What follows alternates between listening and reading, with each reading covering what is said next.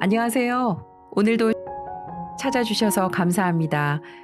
오늘은 서울에 사시는 주부님이 시어머니라는 사람 때문에 큰 고통을 겪다가 시모의 과거가 낱낱이 파헤쳐져서 통쾌하게 한 방 날려줬다면서 사연을 보내주셨는데요. 어떤 사연인지 바로 만나볼게요. 안녕하세요. 저는 서울에 살고 있는 주부입니다. 세상이 좁다 좁다 하지만 이렇게 좁을 수가 있나? 사람이 정말 죄 짓고는 못 산다고 하던데 왜 그런 말이 나왔는지 알겠다고 생각하게 된 충격적인 내용이랍니다. 먼저 제 소개부터 할게요. 저는 학원 강사인데요. 고등 영어를 가르치고 있어서 나름 연봉도 괜찮은 편이죠. 1년에 7, 8천만 원 정도는 벌고 있으니까 말이에요. 그 정도면 꽤 많이 버는 거 아닌가요? 그런데 제 남편도 만만치가 않습니다. 제 남편의 직업은 의사거든요. 전문의를 달고 이제 그래도 경력이 4, 5년 차 정도가 되었네요. 사실 저희 둘만 놓고 보면 이렇게 사연을 보낼 정도로 그다지 특별한 이벤트가 없어요. 둘 다 자기 일에 빠져 사는 사람들이니까요. 저희는 부딪힐 일이 없어 크게 싸워본 적도 없고 벌이도 비슷해서 생활비도 공평하게 거의 반반씩 내고 있답니다. 지금까지도 말이죠. 피차 바쁜 건 매한 가지니까 집안일도 정확하게 나눠서 반반. 많은 사람들이 제가 의사 남편을 얻었다고 하면 정말 좋을 것 같다, 풍요롭게 살 것이다 오해를 많이들 했었는데요. 방금 말씀드렸다시피 이렇게 모든 걸 반반씩 내고 반반씩 하기 때문에 저희 집은 다른 집들과 크게 다를 바가 없었어요. 저도 나름 능력이 있어서 지금까지도 남편에게 뭘 기대하거나 얻은 적도 없고요. 물론 더 시간이 흐르고 남편의 경력이 쌓여서 저나 저희 어머니가 병원을 다닐 일이 생긴다면 모르겠지만요. 지금은 딱히 병원에 갈 일도 없거든요. 그런데 제가 의사 남편을 얻어서 아주 대단히 호강을 하는 줄 아는 사람이 한 사람 있었어요. 그 사람이 이 사연의 주인공이랍니다. 제 사연의 주인공은 바로 시어머니거든요. 저희 둘의 결혼 생활에는 이 시어머니라는 존재가 아주 큰 문제로 남아 있었죠. 시어머니는 처음 결혼을 준비하는 과정에서부터 저를 깔보고 무시했어요. 당시는 제가 강사가 된 지 얼마 안 되었을 때라 연봉도 적은 편이었고 또 저는 일찍부터 부모님이 이혼을 하셔서 어머니밖에 안 계시거든요. 시어머니는 편부모 가정에 연봉도 쥐꼬리만큼밖에 못 받는 애가 의사 집안에 가당키나 하냐며 저를 만나실 때마다 탐탁지 않다는 그 표정 말투를 가감없이 드러내셨던 분이셨어요. 그래서 몇 번이나 결혼에 대해 진지하게 다시 생각해보고 연애까지만 하고 결혼을 안 할까도 생각했었지만 당시에는 남편이 너무 좋아서 그리고 시어머니가 그렇게까지 경우가 없는 사람인 줄도 몰라서 결혼을 약속했었는데 상견례 당일 저는 정말 처음으로 저보다 나이가 지긋하신 분을 때리고 싶다는 생각까지 했었다니까요. 저를 포함해 남편과 시아버님도 시어머니가 어떻게 또 분위기를 초칠지 걱정을 많이 하셨지만 본인들만 믿으라며 잡았던 상견례 당일이었습니다. 상견례가 화기애애한 분위기 속에서 마무리가 되어가고 있을 때였어요. 표정이 영 안 좋던 시어머니가 결국은 시아버님과 싸우더라도 자기 할 말은 해야겠다라는 생각을 하셨는지 결국 한마디를 하시더군요. 다은아, 넌 꼭 이 결혼을 해야겠니? 너 우리 하진이 좋아한다며? 그럼 수준이라도 좀 올려서 오든가. 그래도 명색이 의사 와이프인데 수준이 너무 딸려서. 아휴, 내가 왜 이런 자리에 와야 하니? 난 어차피 반대인데. 당신 왜 그래? 내가 이럴까봐 당신은 오지 말라고 했는데 왜 굳이 와서 애들 결혼식에 초를 쳐? 시아버님이 나섰지만 시어머니는 그만할 생각이 없어 보였습니다. 당신 정말 너무한 거 아니에요? 저거 보라고요, 저거. 상견례 자리에 저걸 옷이라고 입은 거야? 이런 집안에 어떻게 우리 의사 아들을 보내요? 어머니, 말씀이 너무 지나치신 것 같아요. 의사가 무슨 벼슬이라도 돼요? 다은이도 멋있는 일을 하는 아이예요. 그렇게 말씀하지 마세요. 남편이 말려보았지만 시어머니는 더 큰 소리를 치시면서 네가 그렇게 멍청하고 눈이 낮으니까 이런 일이 생기는 거 아니야. 아니, 잘 나가는 애들, 집안 좋은 애들도 많은데 왜 하필 이런 애니? 계속되는 폭언과 비교로 상견례 분위기는 찬물을 끼얹은 듯 조용하고 삭막해졌고 저와 어머니는 속이 뒤집어질 대로 뒤집어져 남편이고 뭐고 이런 집에 시집가면 고생길이 훤할 것 같아 자리를 박차고 일어났어요. 그러자 시아버님이 일어나 시어머니의 입을 막고 자리를 뜨려는 저와 시어머니를 말리기 시작하셨어요. 시아버님은 약사로 인자하시고 현명한 분이셨어요. 어쩌다가 저런 시어머니를 얻으셨는지 항상 의아했었죠. 다은아, 미안하다. 당신 그만하라고 했지? 더는 좋게 말 못해 놔도? 그게 무슨 말버릇이야? 이 좋은 자리에서. 당신은 나서지 마요. 이게 말이나 되는 소리예요? 우리 아들 의사예요, 의사. 어떻게 저렇게 평범하지도 못한 가난한 편부모 가정집에 우리 아들이 장가를 왜 가느냐 말이에요. 저런 집에서 나중에 뭐 병원이나 하나 차려주겠어요? 우리 아들 등골이나 빼먹겠지. 그만하라고 했지? 당신은 그렇게 잘 살았어? 왜 사람을 그런 걸로 판단해? 이 녀석 한창 방황할 때 잡아준 게 다은이야.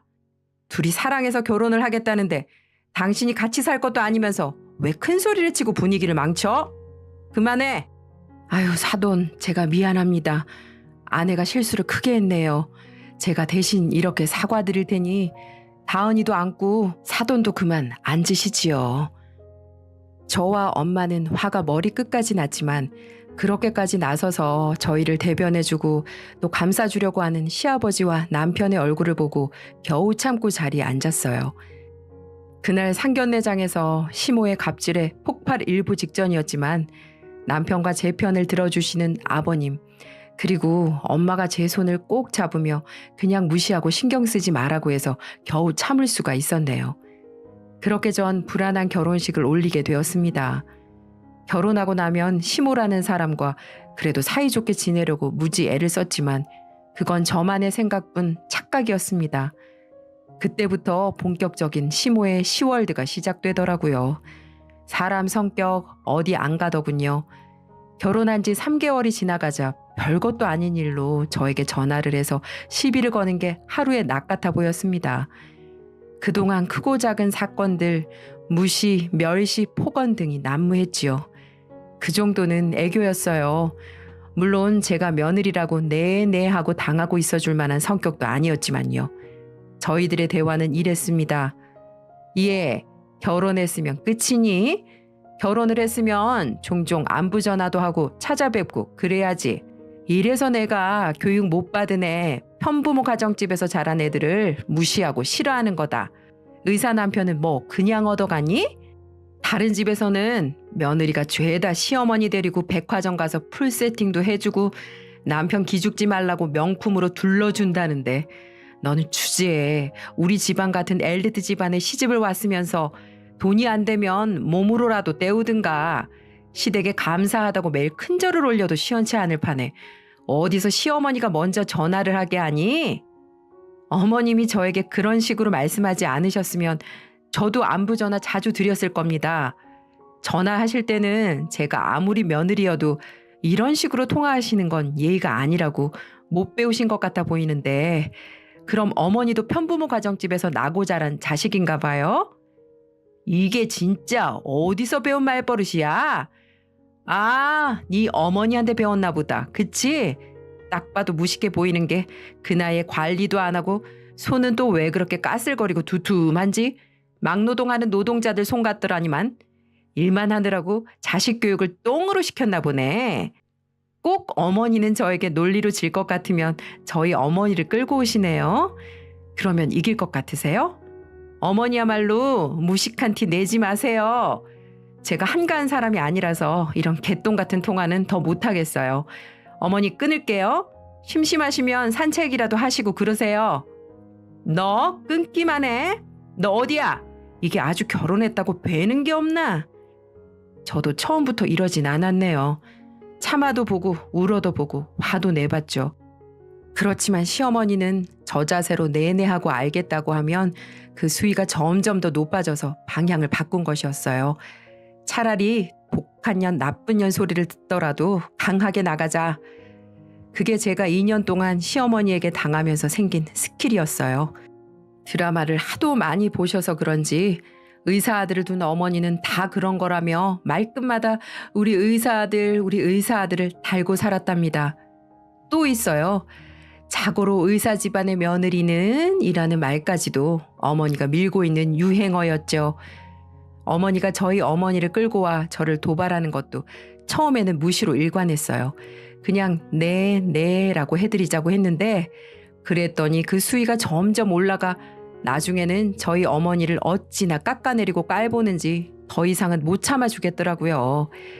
시어머니의 전화를 차단도 해봤습니다.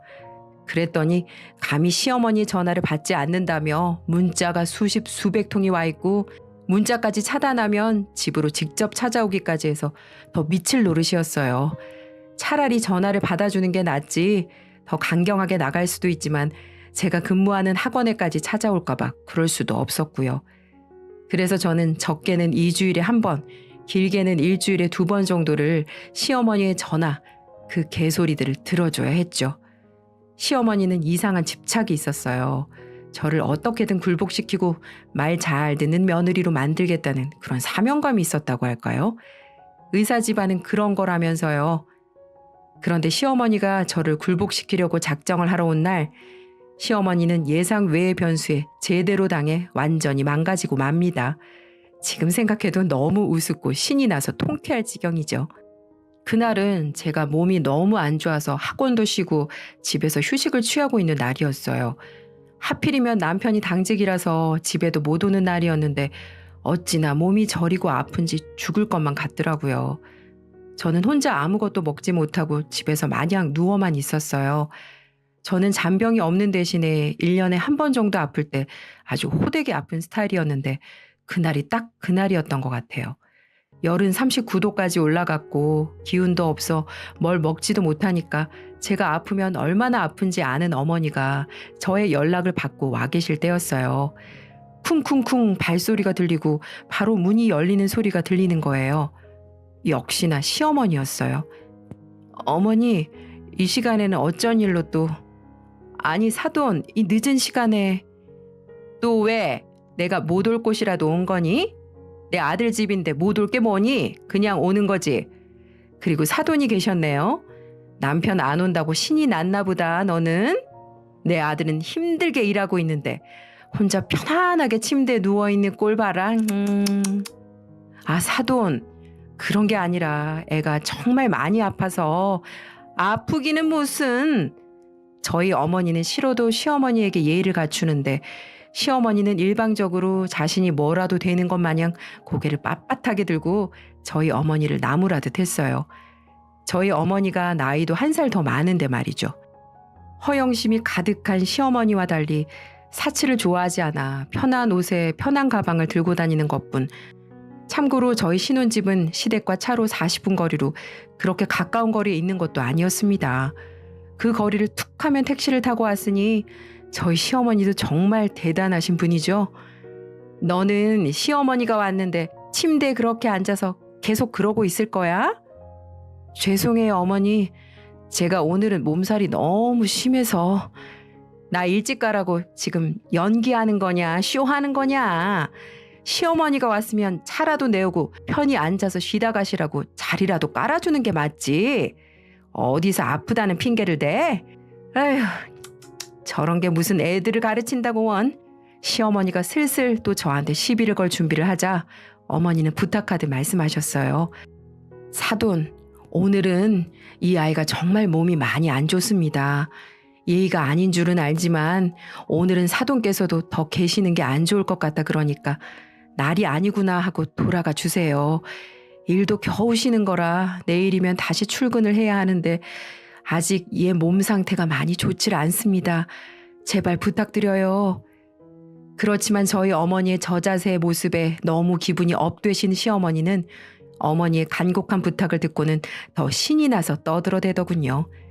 그러게 얼마나 번다고 의사 남편 뒷바라지나 잘하고 집에서 집안일이나 잘하지. 학교도 아니고 꼴랑 학원 같은 데서 주제 선생질한다고 그러고 있으니 저렇게 아픈 거예요. 그리고 사돈, 명색이 의사 남편을 둔 집인데 꼬락서니가 그게 뭐예요? 창피하게. 여자가 나이가 들면 더 잘 꾸며야지. 옷은 뭐 어디 시장 바닥에서 주워 입은 거예요? 저는 아픈 와중에도 듣다 너무 화가 나서 벌떡 일어나 나갔습니다. 저봐. 저렇게 일어날 수 있는데 침대에서 버티고 있었던 거지. 내가 이럴 줄 알았어. 이러니까 제가 얘를 예뻐할 수가 없는 거예요. 따박따박 말대답이나 할 줄 알지. 어른 공경이나 예의 범절은 어디 개밥으로 줬니? 저는 너무 화가 나서 온몸이 저리는 와중에도 시어머니에게 나가라고 소리를 쳤고 시어머니는 싫다며 버티고 계시더군요. 제발 나가시라고요. 싫다고. 여기 내 아들 집이야. 그럼 내 집이나 다름없는데 내가 왜 나가? 5분 정도 그렇게 계속된 실랑이에 옆집 아주머니가 시끄러웠는지 문을 두들겼어요. 저는 겨우 아픈 몸을 이끌고 문을 열었고 아주머니가 누구랑 싸우기라도 하는 거냐고 걱정해 주시며 묻더군요. 이사하면서 인사를 나눴었는데 친해져서 종종 지나가면서 이야기를 주고받았던 사이라 아주머니의 등장에 괜히 울컥해졌어요. 내 편이 하나 더 생긴 느낌이었죠. 그리고 상상도 못한 일이 벌어졌습니다. 제가 옆집 아주머니와 뭔가를 이야기하고 있는 것 같자 자신의 욕인가 싶어 궁금해진 시어머니가 문 쪽으로 오시더니 집안일에 신경 끄시고 본인 일이나 보세요 아줌마 라고 하는 겁니다.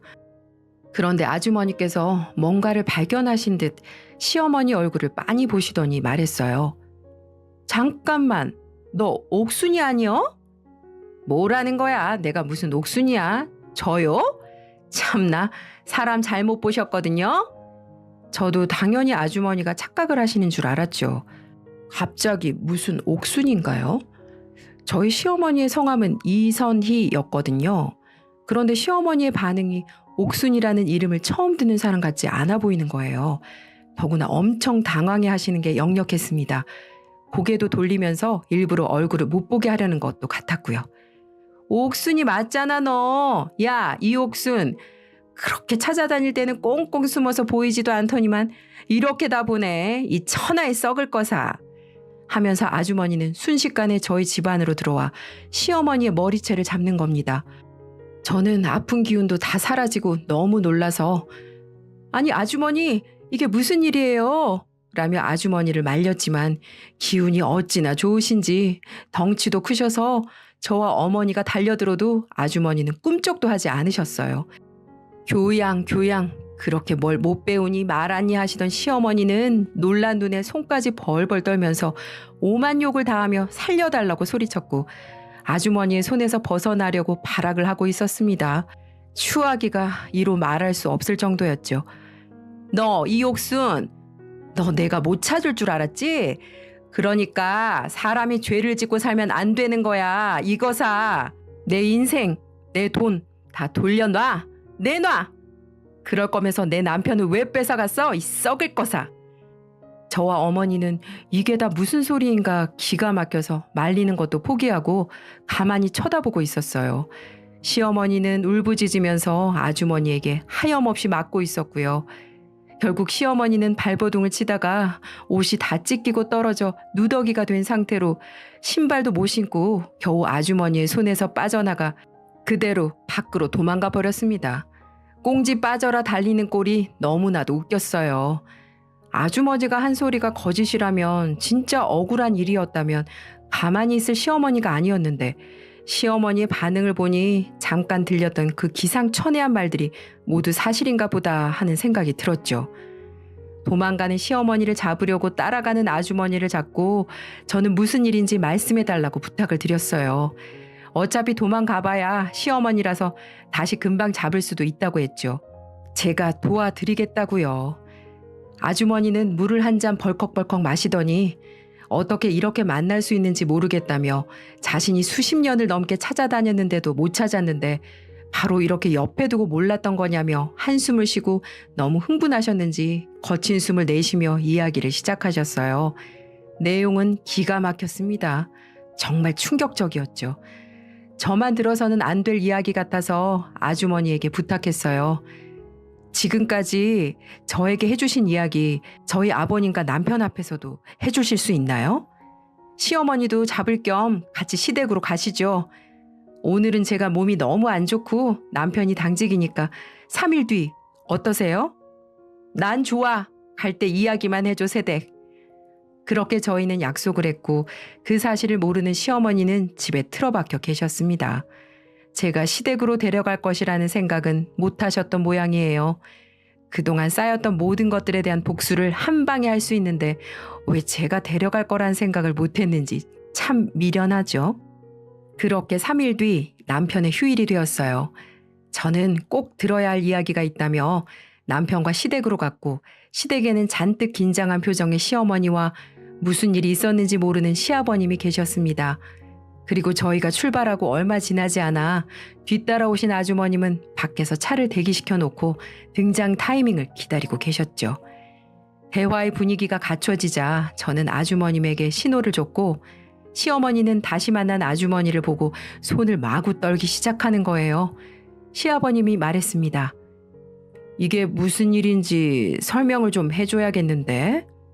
네, 아버님.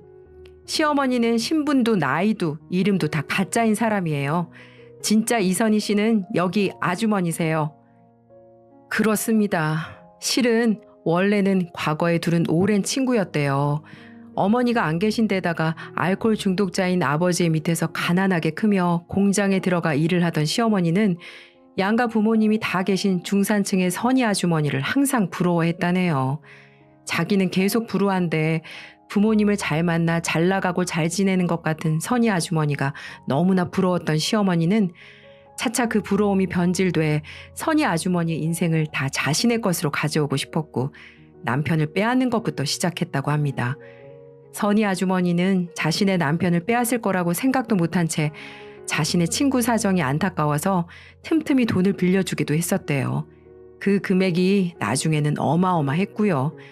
나중에 성공하면 꼭 갚으라면서 도움도 많이 줬었는데 시어머니는 가난에서 벗어나고 싶다는 열망, 친구의 인생이 부럽다 못해 탐이나 그런 아주머니에게 은혜를 원수로 갚은 것이었죠. 그 돈으로 예쁜 옷 사입고 잔뜩 꾸민 시어머니는 선희의 친구라는 명목으로 아주머니의 남편을 따로 불러내 종종 만남을 가졌고 아주머니도 모르는 사이 둘은 꽤 깊은 관계가 되어 있었답니다. 둘의 불륜 장면을 목격하고 따져 물었지만 시어머니는 미안한 기색 하나 없었고 심지어는 돈도 빌린 적이 없다며 잡아떼더랍니다.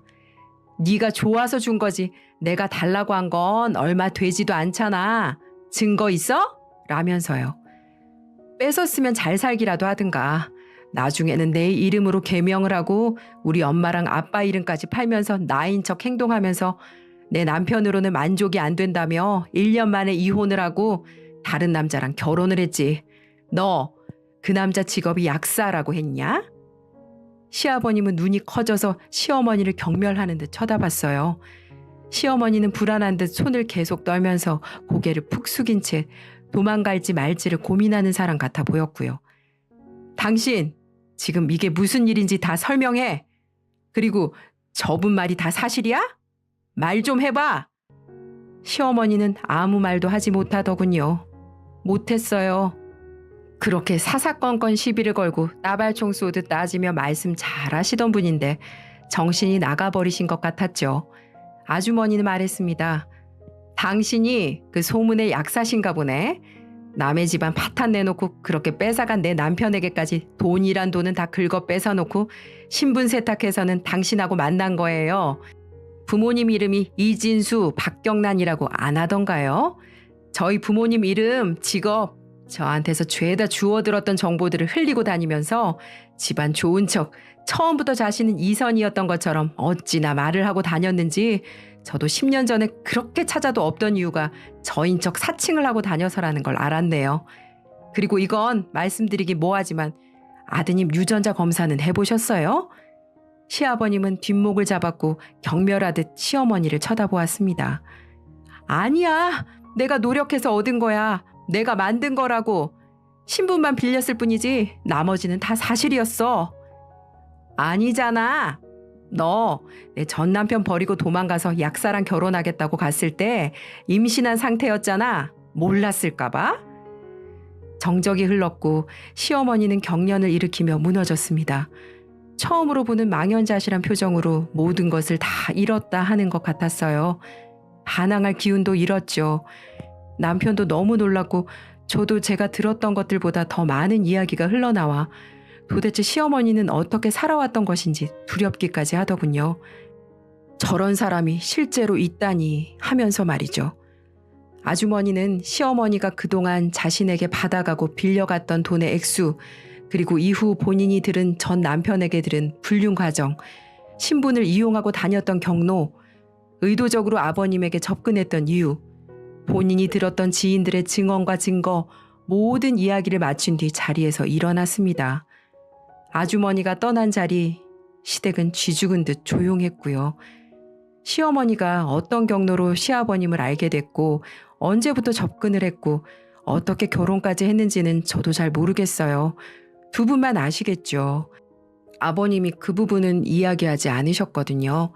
종종 좋아서 결혼한 것은 아니었다. 사정이 다 있었다고 이야기하셨으니 대충 예상되는 건 순진한 시아버님에게 의도적으로 접근해 잠자리를 가지고 원래부터 임신을 한 상태였으면 아버님의 아이라고 책임지라고 했었을 것으로 추측이 돼요.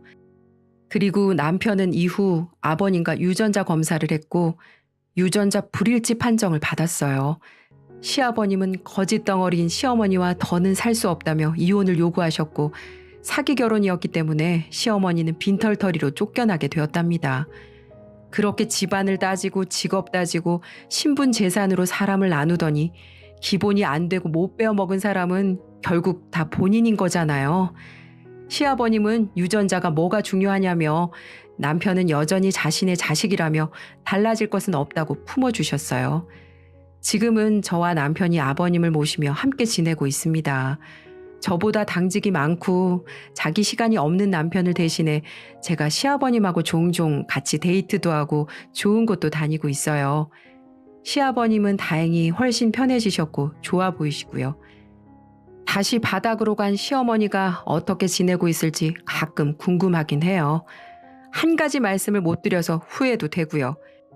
이렇게라도 하고 싶네요. 뿌린 대로 거두는 겁니다. 이옥순 여사님. 긴 글 들어주셔서 감사합니다. 오늘도 시청해주셔서 감사합니다. 여러분의 구독과 좋아요는 제게 큰 힘이 된답니다. 전 내일 또 찾아올게요.